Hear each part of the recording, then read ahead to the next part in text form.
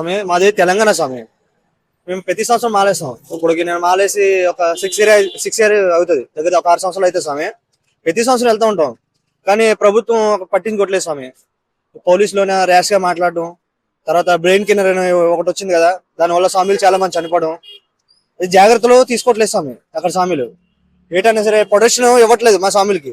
తర్వాత ఫుడ్ విషయం అయినా సరే డబ్బులు ఇస్తున్నారు మా స్వామిలు, ఫ్రీగా ఏం తినట్లేదు కదా. ఫుడ్ విషయం అయినా సరే ఏదైనా జాగ్రత్తలు తీసుకోవట్లేదు. ఇది మామూలుగా ఎలా చేస్తున్నారు. తెలంగాణ నుంచి వస్తున్నారు, ఆంధ్ర నుంచి వస్తున్నారు, బెంగళూరు నుంచి వస్తున్నారు. అయ్యప్ప స్వామి అంటే నమ్మకం ఇష్టంతోనే వెళ్తున్నాం స్వామి. మేము ఒక అయ్యప్ప స్వామి కారణం వల్ల మేము వెళ్తున్నాం. ఆ ప్రభుత్వం పట్టించుకోవట్లేదు. అదే ప్రభుత్వం పట్టించుకుందనుకో మేము ఆ ప్రభుత్వంకి గట్టి ఇంకా సపోర్ట్ చేస్తాం. సంవత్సరం సంవత్సరం స్వామిలు కూడా పెరుగుతూ ఉంటారు స్వామి. తర్వాత పంబగడ స్నానానికి వెళ్తాం కదా స్వామి. పంబగడ కొన్ని కోట్లు జనం స్నానం చేస్తూ ఉంటారు స్వామి. స్వామిలు స్నానం చేస్తుంటారు కొన్ని కోట్లు స్వామిలు. పట్టించుకోవట్లేదు స్వామి. ప్రతి సంవత్సరం ఏదో ఒక స్వామికి అన్యాయం జరుగుతూనే ఉంది. ఫస్ట్ ప్రభుత్వం కరెక్ట్గా ఉంటే స్వామిలు ప్రతి సంవత్సరం పెరుగుతూ ఉంటారు స్వామి. మా స్వామిలకి కరెక్ట్గా చేసామంటే మేము ప్రతి సంవత్సరం పెరుగుతూ ఉంటారు స్వామి. అంటే ఎందుకని చెప్పేసి అక్కడ ఉన్న గవర్నమెంట్ పట్టించుకోవట్లేదు అంటారు. ఇప్పుడు ఆ గవర్నమెంట్ పట్టించుకోకుంటే సెంట్రల్ గవర్నమెంట్ హ్యాండ్ ఓవర్ చేస్తే మన ఏపీ తెలంగాణ స్వాములు ఎవరైతే ఉన్నారో వెళ్తున్నారో వాళ్ళకి అన్ని వాళ్ళకి కావాల్సిన ఏదైనా సరే సౌకర్యాలు కానీ అన్ని ఉంటాయి కదా. మరి గవర్నమెంట్ ఎందుకని ఇలా నెగ్లెన్స్ చేస్తుంది అనుకుంటున్నారు? గవర్నమెంట్ అంటే ఇప్పుడు పట్టించుకోవట్లేదు స్వామి. మరి మనకు కూడా అంత తెలియదు, పట్టించుకోవట్లేదు. తర్వాత పంపకాడ స్నానం చేసిన బట్టలు అలాగే వదిలేస్తున్నారు. తర్వాత వాటర్ క్లీన్ చేయట్లేదు. తర్వాత చిన్న చిన్న స్వామిలు వెళ్తూ ఉంటారు. చాలా అన్యాయం జరుగుతుంది. దాన్ని బట్టి సెంట్రల్ గవర్నమెంట్ అప్ చెప్పామనుకో వాళ్ళే చూసుకుంటారు కదా స్వామి.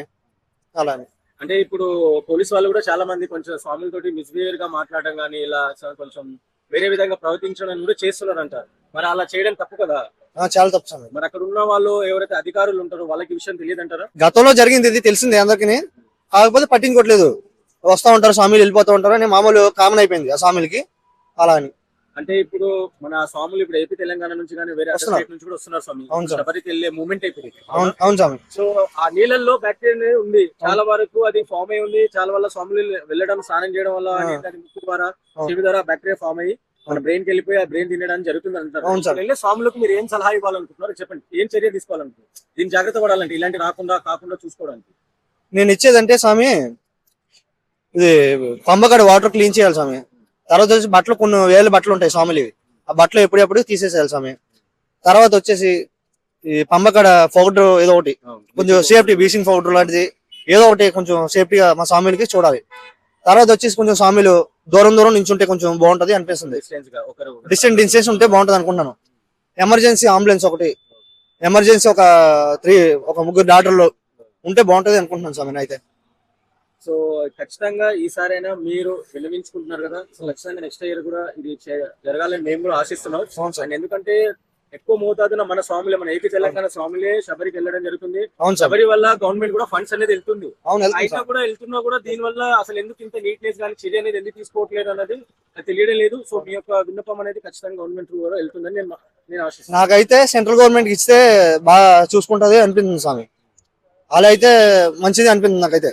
మేము తెలంగాణ నుంచి వస్తాం స్వామి, ఆంధ్ర నుంచి వస్తాం. మాది తెలంగాణ ఉండేది. తెలంగాణ నుంచి వస్తాం, బెంగళూరు నుంచి వస్తూ ఉంటారు, వైజాగ్ నుంచి వస్తూ ఉంటారు. ఎక్కడెక్కడి నుంచో అయ్యప్ప అంటే ఇష్టం. అయ్యప్ప స్వామి నుంచి కొన్ని రాత్రులు నిద్ర లేకుండా గడిపి మేము వెళ్తాం. అలాంటిది అక్కడ మాకు సేఫ్టీ అనేది లేదు స్వామి. మాకు నిర్లక్ష్యం ఎక్కువైపోయింది.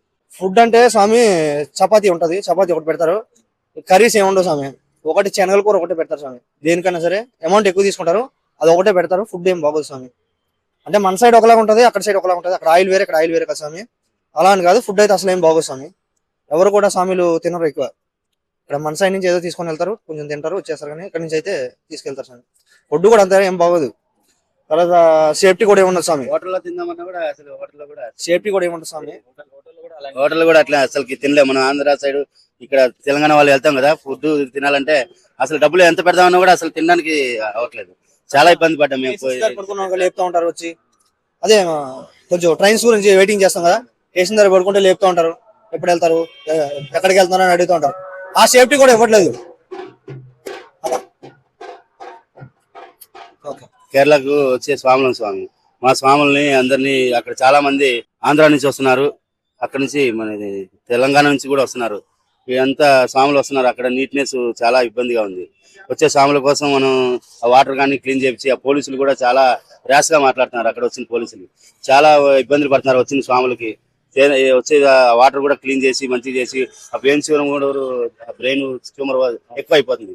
అట్లాంటివన్నీ కొద్దిగా పట్టించుకొని ఆంధ్ర వచ్చే భక్తులకు కానీ తెలంగాణ వచ్చే భక్తులు కానీ మంచిగా చూసుకుని చేస్తే మనం శబరిమల అందరూ భక్తితోటి దానితోటి వస్తున్నాం. మేము భక్తితో వచ్చిన భక్తులకి ఇట్లా చూస్తుంటే స్వాములు పెరగాలి కానీ తగ్గిపోతుంటారు. సంవత్సరం తగ్గిపోతున్నారు. ఎందుకంటే భయపడుతున్నారు ఈ యాక్సిడెంట్లు అది ఇది వచ్చినా అక్కడ వాటర్ క్లీన్ లేదు, వచ్చే జబ్బులు ఎక్కువైపోతున్నాయి.